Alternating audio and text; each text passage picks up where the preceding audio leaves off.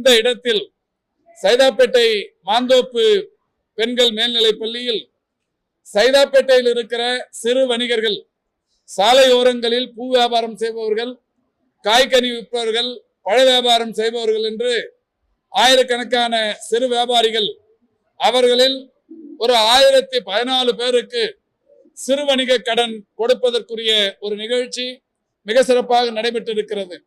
Indian வங்கி, Indian Overseas வங்கி உள்ளிட்ட ஒரு 29 வங்கிகள் ஒருங்கிணைக்கப்பட்டு ஒன்றிய அரசின் சார்பில் 2020ஆம் ஆண்டு அறிவிக்கப்பட்ட இந்த சிறு வணிக கடன் திட்டம் இன்றைக்கு சைதாப்பேட்டையில் 1014 பேருக்கு தலா 10,000 வீதம் கடன் வழங்கும் திட்டமாக இன்றைக்கு அது தொடங்கப்பட்டு இப்பொழுது அதில் பாதி பேருக்கு நேற்றைக்கே ஆணைகள் போய்விட்டது.